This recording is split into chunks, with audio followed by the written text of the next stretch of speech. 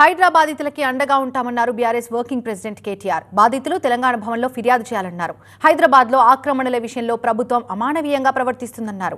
నగరానికి బడ్జెట్లో 10,000 కోట్లు కేటాయించామని ప్రకటించిన ప్రభుత్వం ఇప్పటివరకు ఒక్క పైసా కూడా విడుదల చేయలేదన్నారు. కుకట్పల్లిలో తమ హయంలో నిర్మించిన సీవేజ్ ప్లాంట్ ని బీఆర్ఎస్ నేతలతో కలిసి పరిశీలించారు.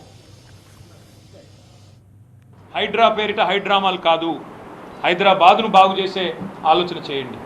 హైదరాబాద్ కోసం, హైదరాబాద్ బాగు కోసం మీ ప్రభుత్వం ఇచ్చిన మేనిఫెస్టోలోని ప్రతి అంశాన్ని వదిలిపెట్టకుండా మేమందరం కూడా పట్టుబడతాం. తప్పకుండా ప్రజల నుంచి ఆ చైతన్యాన్ని కూడా తిరిగి తీసుకొస్తాం. చిన్న పిల్లలు, 7 ఏళ్ల పిల్లలు పుస్తకాలు తీసుకుంటామంటే కూడా వారికి ఒక 10 నిమిషాలు టైం ఇవ్వకుండా మెడలు బట్టి బయటికి నూకేసి వాళ్ళ తల్లిదండ్రులు వాళ్ళ కళ్ళ ముంగటనే పెట్రోల్ పోసుకుంటే ఆ పిల్లలు ఆ బాధను చెప్తా ఉంటే, రేవంత్ సార్ మా ఇల్లుగులో కొట్టిండని చెప్తుంటే వేదశ్రీ అనే చిన్న పాప, 7 ఏళ్ల పాప హృదయ విదారకమైన పరిస్థితి కాదా? కస్తూరిబాయ్ అనే ఒక మహిళ ఫుట్పాత్ మీద చెప్పుల దుకాణం నడుపుకుంటుంది, దళిత అమ్మాయి అనుకుంటా.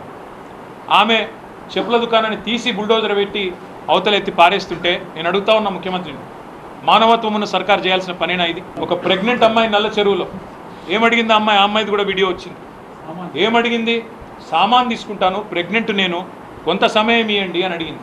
దానికి కూడా నిర్దాక్షిణ్యంగా ఆ అమ్మాయిని బయట నూకేసి కట్టేసి పోలీసులతోని గోడగట్టి అమానవీయంగా, అవి ఆక్రమణలు అని తెలిస్తే, అది FTL అని తెలిస్తే, బఫర్ అని తెలిస్తే ముందు పర్మిషన్ ఇచ్చిన మీద చర్య తీసుకో.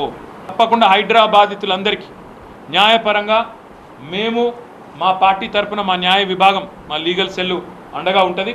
ఎవరికి ఏ ఇబ్బంది ఉన్నా భారత రాష్ట్ర సమితి కేంద్ర కార్యాలయం Telangana Bhavan, Banjara hills road number 10-12 మధ్యలో ఉంటుంది. ఆడికి రండి, తప్పకుండా మా న్యాయ విభాగం అండగా ఉంటుంది.